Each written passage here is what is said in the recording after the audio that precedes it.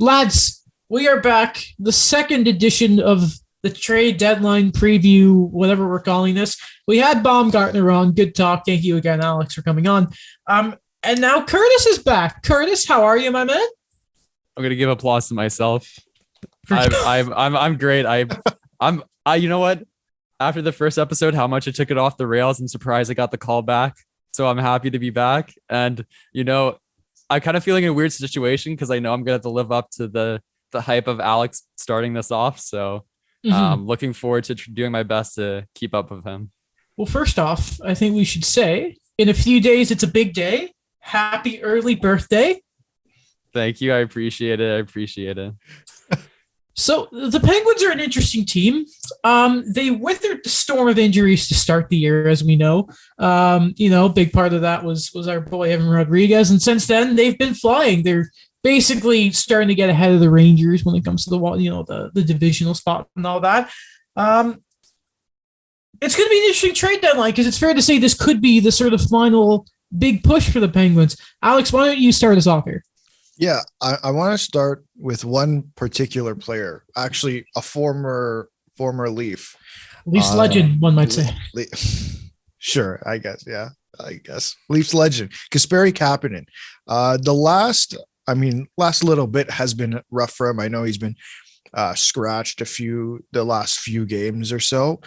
What on earth has gone on? Because when he was traded, there's some in Toronto who, I won't name names, but there were some in Toronto who were crying, not literally, but very upset that they traded Kasperi Kapanen of all people. And, he had that really good start and now things are kind of starting to die off. So what is going on with Kasperi Kapanen? So first of all, I want to address the part where you're saying people were crying about him losing. I thought that was the worst trade of Jim Rutherford's tenure as the Penguins. Not because Kasperi Kapanen's a bad player, but to give up a first and a second, and we could go on with all of the stuff they gave up for basically just Kasperi Kapanen. It was kind of rough. So I'm not gonna lie, I knew it was gonna be a losing trade either way, in my opinion, unless he came out and was an all-star. And it's only gotten worse with time. And I think that he's still got talent. I think he's still got that speed that we talk about, but he can't do anything with it. If we kind of want to harp back to a thing that Steve Dangle used to say when he was on the Leafs, was the fact that his stick and mind can't keep up with his feet. And that's the big problem, at least from my viewing of Kasperi Kapanen. And I agree with Steve on that point exactly. And I think it's just one of those things where it's like, it's hard to crack a top six on the Pittsburgh Penguins because if you don't work with Sid, it's kind of like Phil. Like if Phil didn't work on that third line, we could have talked about Phil getting scratched. Like it's a hit or miss whether these people that they bring in actually work with the top two lines with Malkin, Gensel and Crosby and Rust and all those guys. It's just they kind of have to play with it, and Kasperi Kapanen hasn't done that, and that's why I don't think. I think his market is going to be really low this summer. So I guess if you wanted to bring him back, you could, because I'm pretty sure he's a UFA at the end of this year. I could double check that. But I think just with him, it's just that he hasn't been producing. He hasn't been playing well. And then we could go back to even the whole passport issue with him trying to come over at the beginning of the bubble season last year and him missing 7 games. I'm pretty sure from all reports I heard from the people actually reporting in Pittsburgh that the team was really pissed off about that. So he already wasn't on a great foot to start last year. And then he just hasn't been able to perform. Is that partially because the Penguins haven't put him in a great situation? I don't know. He's played with Malkin, or if Malkin hasn't been there, he's played with someone else. I have Evan Rodriguez, but I just think that, it just doesn't work. And some players just don't work. He's an RFA. Okay. Thank you. Yeah. But I just think that, I honestly wonder if you try and trade him this offseason, because I'd almost rather give that cap space, and I know we'll probably talk about it a little bit later, to your big guns and keep them around than keep a guy like Kasperi Kapanen on for, I don't know. I think you're looking at a bridge deal. So another 3-4 years, maybe a 1-year show me deal. But even then, I think, well, I talked about this on last show. I didn't think the team was going to be this good this year. And I think that the window is still as we speak, closing ever so slightly. And Right. it's just one of those things where it's like, do we want to find out this guy can actually do it when we've seen for 3 seasons that he hasn't been able to do it with the people we have currently around? Right. And, so I think Ron Hextall kind of addressed this earlier on this week, saying they might go after a middle six winger. So assuming that, there's this hole with Kasperi Kapanen, who do you see as potential deadline pickups for the Penguins in that spot, middle six forward? I honestly think that's the one spot they don't need to pick anything up for. I know Hextall mentioned that, but I think that there's a lot of interesting depth on the roster and in the AHL that I would much rather use than taking one of our picks and throwing it on. I think the first name that comes to mind is like an Andrew Kopp if, the Jets are looking to sell off some of their UFAs. And I think, guys, that's what they have to do. They have to acquire UFAs because of those big contracts that are coming up at the end of this year. Like they have no cap space. Like, let's just be honest. They have no cap space whatsoever. So if they want to be in a good scenario to re-sign these guys next year, which I think, we can talk about it again. I keep on referring to this conversation. We'll have it, so I won't diverge on it too much. But I just think that if I'm going to get someone, I want someone like an Andrew Kopp who can, slide in on that third line, give a little bit of grit, because that's the one thing that the Penguins don't really have is a lot of like physicality or a lot of grit. And I think that Andrew Kopp, along with that's also a good offensive player. Maybe not like he's not going to blow your mind with his offensive skills, but if he has a wide open net, he's going to put the puck in the net. And you can't say that about every NHLer. So I think that, Andrew Kopp would be my pick, would be my number one for the wing. But I also don't think that's where they need to address.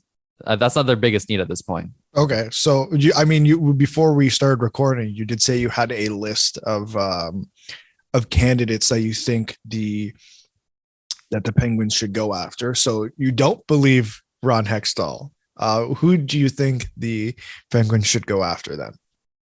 Number one on my list is Braden Holtby. I want Braden Holtby as a backup because Jari has been good. He has dipped a little bit from his all-star level. He's still been good over the last little while. And that's happens with goalies. I mean, look at Jack Campbell. Sorry to rub it in Leafs fans, but that's just been a mess. So, it happens. Goaltending's like that. And I just think Holtby, I question whether it was more of a Washington system that made him a good goalie, but seeing him play in Dallas this year and the short spurt that he played well in Vancouver last year, it showed me that he can play on any team. And I think with the Penguin system and, my pick for Jack Adams and Sullivan this year system, I think that, he could fit well in there. And we don't even need him to play major games. We just need someone besides Casey DeSmith, who's been abysmal. Like we brought him up last time I was on the show, and it hasn't gotten any better. If anything, it's gotten worse. So I think, honestly, with that, it just comes down to cost. Like I'm honestly comfortable giving up a 3rd round pick for Braden Holtby and getting him as my backup goaltender. And I don't think the Stars should expect much more, maybe a 2nd if the market's hot on him. Because like, if you're going for the 1st round echelon goalie, then why aren't you going for Marc-Andre Fleury? And that's not what they need. They don't need a starter. They need a backup. And I see Holtby as a 1B in this point in his career, which is what. No, I was going to say, wouldn't that be what a story that would be? Bring back Marc-Andre Fleury. Like, yeah, I get it. You got Tristan Jarry, but like bring back Marc-Andre Fleury, get the gang back together. Sid, Malkin, Letang, Fleury, go for a nice cup run. I mean, you guys know that my favorite player growing up was Marc-Andre Fleury, so it sounds nice. It's a romantic thought, but I mean, like most rom-com movies, they're not based in reality. So I don't see I don't see Fleury coming back. There's a reason why they let him go. It was a mutual decision. Yeah. He wanted to be a starter. He still wants to be a starter. I mean, this year his numbers aren't great, but he also plays on the Chicago Blackhawks. So how much can we read into that? I think he's shown that he's still at least a like top 15 goalie in the NHL over the last couple of years, which makes him a starter in this league. And, you could argue whether that's, already gone downhill this year. Because again, the Chicago thing is really tough to really decide what's going on with that. But, personally for me, I just think that Holtby's a better fit because he's more of a backup guy. Dallas has like 4 goalies right now that they need to sort out. They need to get rid of someone. You're not getting Ottinger because Ottinger's their future. And also, you guys know I'm a little bit of a goalie nut. Ottinger's a guy that I've been really high on for a while. I like the way he's been playing this year. He's looking good. So I think it makes sense to move on from Holtby because no one wants Khudobin. His contract's awful. I'm sorry. Like, you're just going to have to eat that. Like, unless you're giving us a first round pick and Khudobin and we're giving you almost nothing back, then if I was any team in the NHL, I wouldn't touch that. Even the Arizona Coyotes, you have to give me a first round pick back to touch that contract. So, I mean, it's just one of those things where I think backup goalie's the biggest need, because if we really want to go back, it's also a little part of my mind and thinking about last year's playoffs when Jari basically the bed. Wait, are we allowed to swear on this? It's okay. I'll edit it up. Yeah, you can. Actually, can you put the quack, like the little like duck, The duck? over that? Yeah, sure. do that. That's gonna be fun. I'll find it. Anyways, and so wouldn't you feel better having Braden Holtby there to go to be like, hey, you won a cup, you've had playoff success, you've had success this year, then that's yours now? I'm not saying that I'm willing to just like throw Jari out the first second that he has a bad game, but like if you're in game 3 and he's had 2 terrible performances, at least you're not going to dismiss and be like, hey, Casey, you're really going to turn this thing around. Why don't you hop in there? Like, that's more of a guys, let's pick it up kind of move. Kind of like when you pull your goalie in a bad game. It's like, it's not the goalie's fault all the time. It's just like the coach trying to be like, guys, you're really like playing terribly in front of our goalie right now. You really need to start picking it up. So, the Penguins do have a history of pulling out a goalie that's done all the work for the sake of the playoffs. I mean, talk about Marc-Andre Fleury there, but I have a list of goaltenders I have on the 100 names 2-on-1 podcast trade bait board. You just give me a yes or no. We talked about Marc-Andre Fleury. Semyon Varlamov? No, I don't think he's at this point. I mean, he's fine. He hasn't played enough this year for me. Hope he's been playing consistently and he'd be a better backup. Antoine Forsberg. Not the caliber goalie I wanted. He's like, I would say he's around the level of DeSmith. He's playing a little bit over his head, but I think DeSmith's about the same level as he is. James Reimer. That's an interesting one.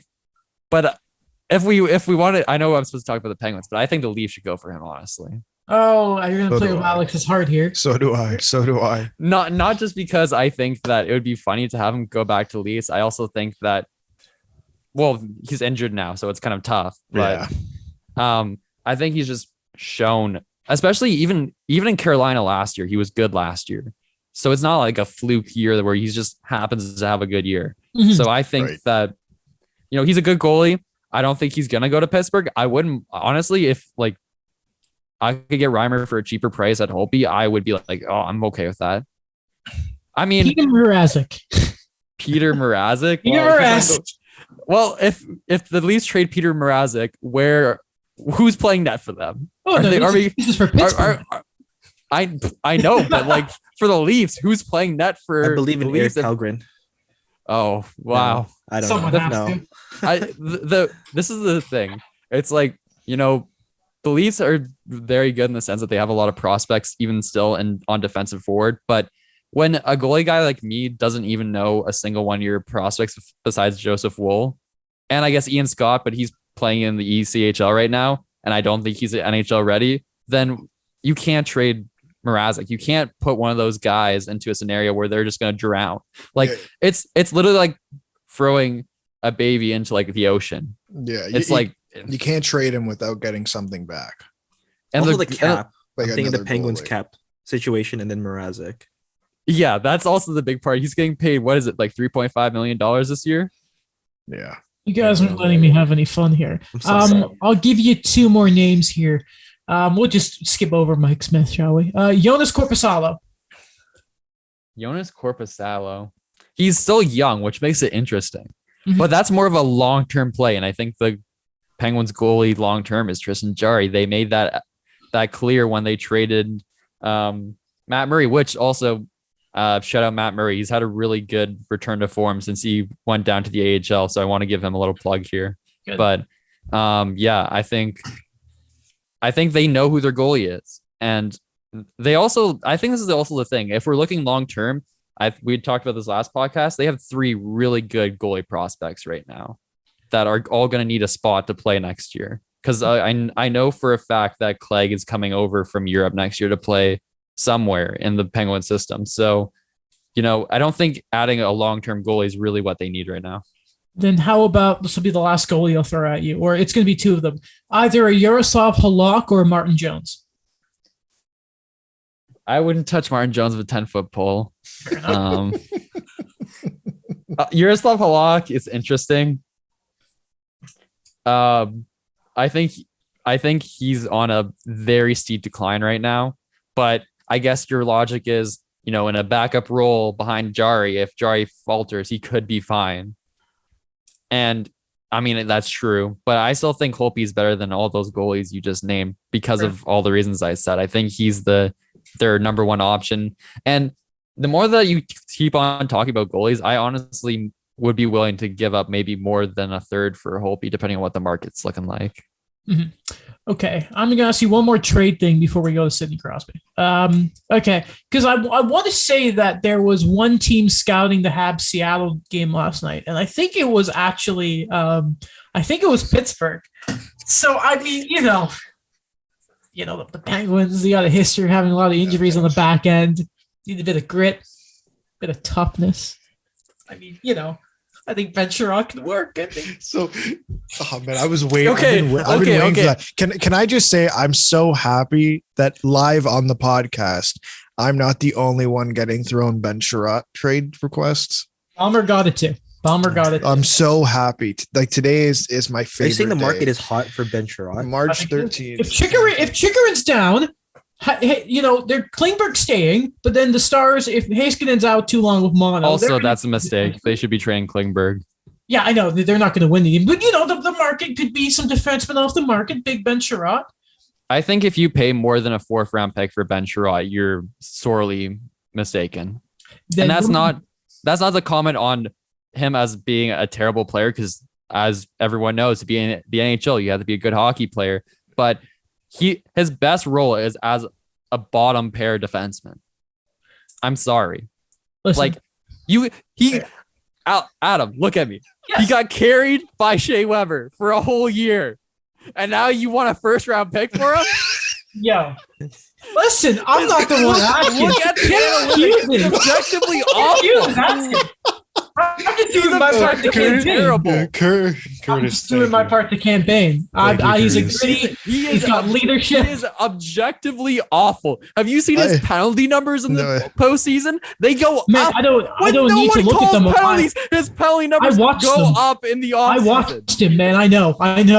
But this is the real name I actually really wanted to ask. The only reason he's not done. The only reason he's number 10 on my list is because he's above 6'5" and could punch Brad Marchand if he wanted to fight Jarry again. That's the only reason he's on my list. And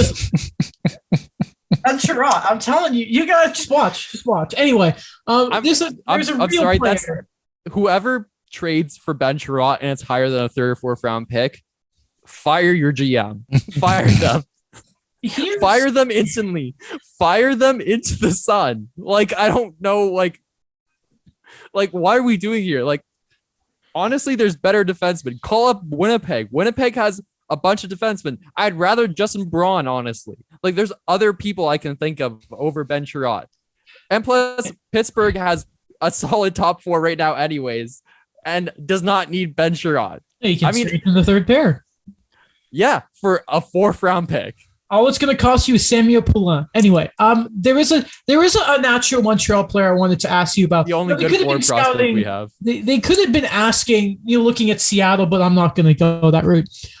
If we can believe Hextall, and sorry to take it back to the wingers conversation, if you want a really good 3rd liner who has control because he is an RFA, I wonder your opinion if the Penguins were calling under Chiri Lehkonen. That's interesting. Honestly, I was kind of hoping before the contract extension that they would kind of look at getting McCann back. Yeah. Because I know they wanted to get something for him instead of just letting him go in the expansion draft. But honestly, a part of me would have wished they just kept on it and rolled the dice because of how bad that team was drafted, that maybe he wouldn't have gotten picked. You never know. Especially because they took Brandon Tanev instead, when other players objectively were the better choice, and which makes me think that they might have taken Brandon Tanev over him, which again, also thank you, Seattle. Like if we had Brandon Tanev on our book for this offseason, we would not be able to sign everyone. Like we would not be able to sign Malkin and Letang. So I got to give a shout out to the Seattle Kraken. They're my new favorite West Coast team because they just saved our asses this offseason. So I really appreciate it. But yeah, I think our Lekkonen's a good piece. I think, like, let's be honest, guys. Like third line guys are like, they're not like crazy. Like there's like the difference between a third line guy on one team and a third line guy on another team is not a big difference. Honestly, a part of me was wondering if I heard something that they were kind of looking into Nick Ritchie, which was interesting. I don't know why they were looking into that. So many Leafs legends. Leaf legend Nick Ritchie, but personally, I think if I'm trading for a winger, I'm trading for Andrew Kopp because I think he fits well in the system. I think he can play a 200-foot game. I think he's a guy that I know the Penguins have had a pretty good penalty kill this year, but he could improve the penalty kill even more, whether that's even in the first or second group. And I think, it makes sense for Winnipeg to move on from him because they're not going to make the playoffs, in my opinion. And they should just get value where they can on their UFAs. So I'm going with Andrew Kopp as my pick for winger still. Fair enough. Daniel, go ahead. I'll ask about Crosby a little later. I think Patrick needs to get some distance before I keep asking about Ben Chirot. So go ahead, Dan. You mean Curtis? Yeah. What? Yeah. No, listen. We're all a little hot right now. Go ahead, Dan. Go ahead. I feel bad for Alex. Alex has a lot of editing again this time. No problem. he loves it. Yeah. So, on Daily Faceoff, Curtis, Frank Cervelli wrote, "This is starting to feel like the last dance for the Pittsburgh Penguins." So before we play Donna Summer, I'm just thinking, what is going on with the Chris Letang negotiations? We saw that he wants 5 years, $7 million AAV. What's that looking like for you? Do the Penguins do it? It's tough because John Marino's kind of the next Chris Letang. I think he's shown that he could be that guy. I'm not saying that he'll be at the caliber of Chris Letang for his career, but I think he could step into that role of like a top line guy that could provide some offense, but also at the same time can play a little bit of a 200-foot game. I'm like, okay, I'm not going to sit here and say Chris Letang has a 200-foot game. I think, he's more on the offensive side of things. I think he can make defensive plays. He has, but it's tough. It's tough. Like, because a part of you is like, well, why don't we just start this thing all over again? Because, we're at the point where, you're giving Letang that 5-year contract, you're putting him well into his 30s. Same with Malkin. And then, Malkin and Crosby, if you're giving them 5-year deals, they're almost going to be in their 40s at that point. Close to it. So I guess it just depends on what your mindset is do you want to hold on to what you have now and hope that these players are the elite players or even arguably Hall of Fame players that all three of them are and will not drop off significantly until the last 2 years of those contracts? You could argue. I think the fact that Letang has stayed healthy the last 2 years makes me lean more to I'd want to sign that contract than in past years. If he still had injury problems the last 2 years, I would have, highly warned against signing that contract because he would have just been injured most of the time. So, and we've seen what kind of player he is when he's healthy. He's an elite defenseman. I think he's one of the more underrated defensemen in the NHL, to be honest. So, I mean, Adam's going to like this, but I think if he doesn't sign with Pittsburgh, he's going to go to Montreal. It's just kind of the easy connection. If he's not going to sign with Pittsburgh, he wants to go home. Head Hughes, baby. Let's go. Yeah. If he signs a 5-year deal, he will be 40 years old. Yeah. By the end. 35th birthday is in 6 weeks. Oh boy, him and Bergeron, they're both signing long term in Montreal, and they're gonna be screwed anyway. But some numbers, by the way. Honestly, I wonder, and I know that this isn't done in hockey enough. I wonder if Sid goes to Malkin and Letang is like, guys, sign a 1-year deal for like $7 million or something. Let's get one more shot of the can, and then after that, we can go wherever we want. I'm gonna stick it out here. You do what you want to do. We already have our cups. Why not try to get one more cup in Pittsburgh? That's kind of like what Jordan was trying to do before the team was broken up by Jerry Reinsdorf in Chicago. Was he was like, all right, guys, let's just come back, sign a 1-year deal. Let's just keep on doing it until we can't do it anymore. But I also get why that doesn't make sense for Letang, because he wants another big paycheck and he wants stability. And if he breaks his leg next year and he's on a 1-year deal, well, then there goes all that money. So I get it. But I think, if somebody would be able to convince them, it would be Crosby. I don't know if Crosby the guy that would actually intervene with that, but I don't know if I sign him. And it's tough because he's been a great player for us, but it's going to be an interesting Penguins team next year. I think I've been trying to focus on this season, but it could look very different. Mm-hmm. That's not. Sorry, no, go ahead. Oh, sorry. Go ahead. I just wanted to know for you, because if Letang does walk, and if we're going to use again the Last Dance reference, so are you feeling this is the 97 Bulls, the 98 Bulls? Because what's a number you're comfortable with keeping Evgeny Malkin? I think whatever he wants, you give it to him. Personally, I think you keep him around as long as you can. And I think that's because he's never been a fast player, so age is not going to affect that. Hands don't go with age either. Neither does, maybe, seeing the ice a little bit, but with the elite players always can see the ice no matter what age they are. So Malkin isn't going to be affected as hard as someone like Letang, who focuses on, speed and agility and all those things. Malkin's never been that. Somebody said that, I think I heard one writer a long time ago refer to Malkin as like the bear of the NHL. Like he's not like fast, but if you get in his grasp, like you better watch out. Like if you give him that opportunity, he's going to take that opportunity and score. And like, look at Ovi. Like we're in an age where like people can play until they're like 37 and still be good NHL players. Even if Malkin was like, I don't know, like maybe like the equivalent of like a third line winger towards the last couple of years of his deal, center. Am I really upset at that? I don't know.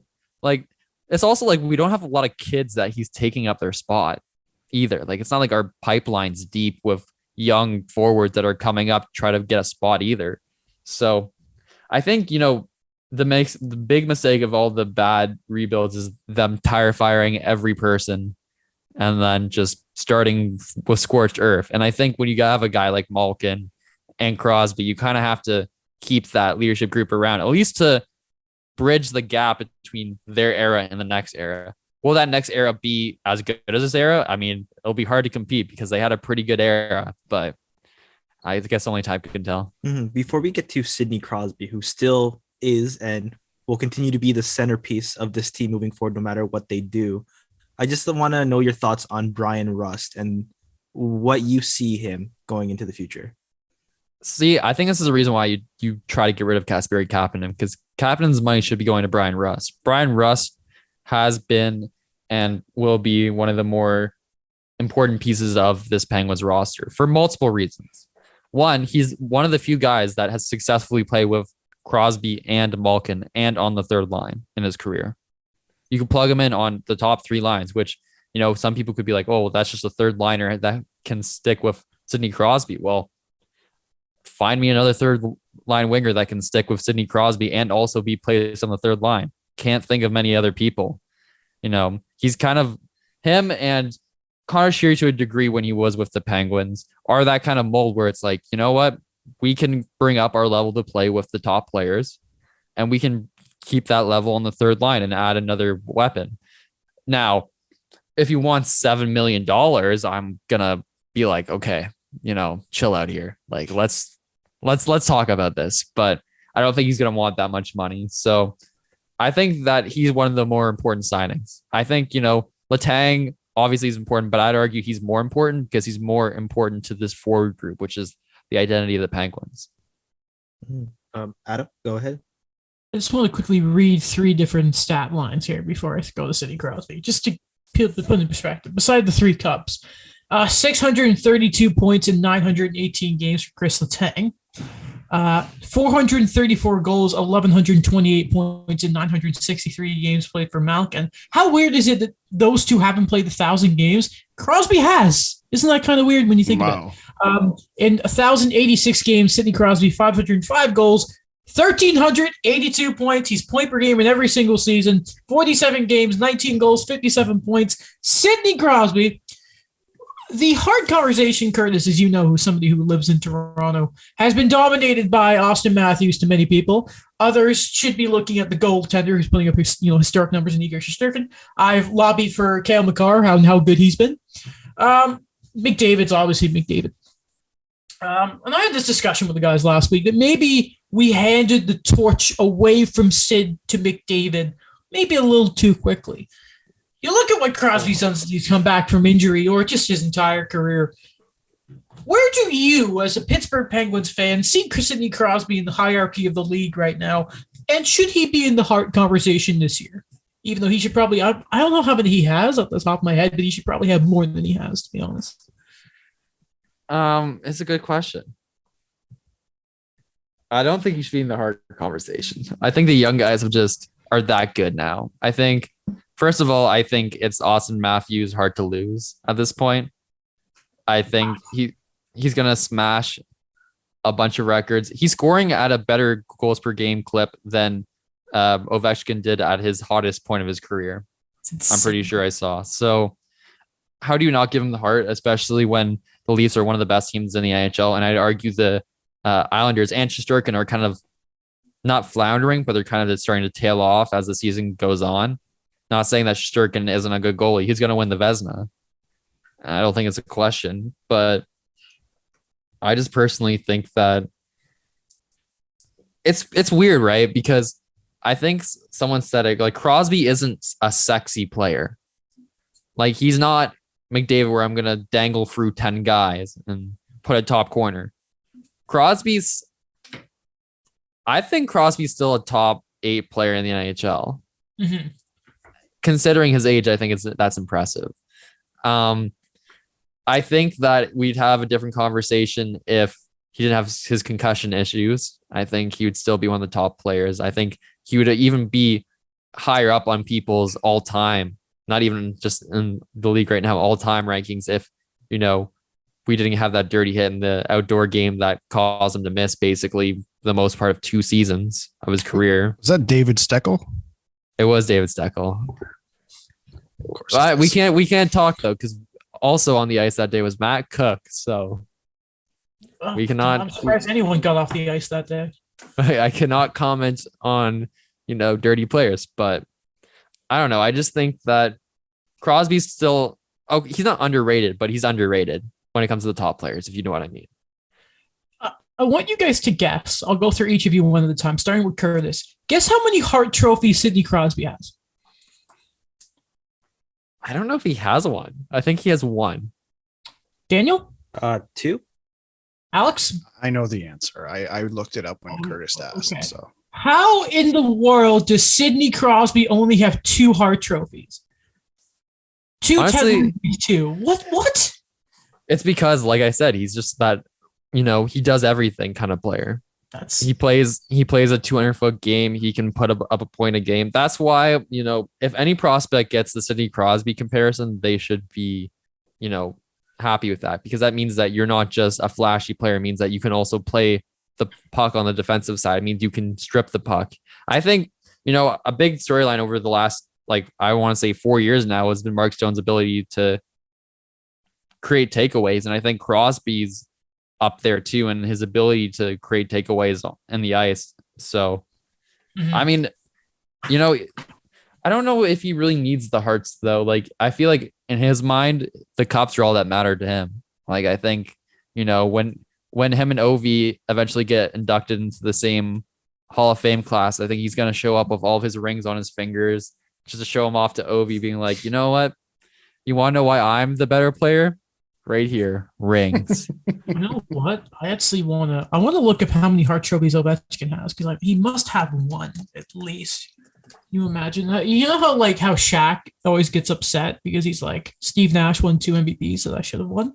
So Sydney, just I'm curious about. Oh, okay. Ovechkin has more hearts. He has 3. What? Yeah, I remember that. Yeah, it's 3. That's insane. Also, going back to that basketball reference, Steve Nash deserved every one of those MVPs. I believe as well. Yes. He literally revolutionized the game of basketball. You've seen the clip where he's like Ernie Johnson's like, I have a vote, and he's like, the 2 times Steve Nash beat me, you voted for him. I did. I love it. Anyway, thank you very much for coming on, Curtis. Always appreciate having you on. Pittsburgh, an interesting team. I'm telling you, Ben Chirot or Sam Pawala first and Kasperi Kapanen is coming. When we come back, Curtis is never coming on again. Listen, I'm going to get a text message. I am never coming on the podcast again. Forget the text. No. Don't worry, guys. I love the show. I'll definitely be back on. I just, in my contract, you have to put the clause no Ben Chirot talk. And wait, we can do that? No, if Alex doesn't get that, we're allowed to put that. Anyway, Curtis, go away and you can. No, sorry, not go away. Go ahead and plug your Twitter and all that, where people can find you. Right. You know what? I'll plug what I've been working on a little bit before the Twitter. I just did a podcast. I have my own podcast called the Blue Jays Way podcast, and luckily baseball is back, so that'll be really firing up and kicking into gear. And to kick things off this season, we had a great interview with Jeff Blair, which is live as we're recording this right now. So when you're hearing this, you can find it anywhere you listen to podcasts. Just type in the Blue Jays Way podcast. Hopefully by then the YouTube video will be up as well, and we'll have some clips up depending on my schedule. But and then you can find me on Twitter at cmartin387. You can find me on Instagram at cmartin2292. And I have a photography account because I'm a photographer. You can follow that at Curtis Martin Photography. Perfect. And that's it. All right. When we come back, we are going to look at Leafs goaltending. What else? Rasmus Ristolainen's extension. Kasperi Kapanen's extension. Jack Eichel's return to Buffalo. Some women's league stuff, some Chikrin stuff. The Leafs game, we're going to preview that. The Habs have back-to-back honest losses you need for the tank and all that. And maybe we'll have a conversation about Ben Chirot just for the sake of it for Alex's. Awesome. We will be back in a moment.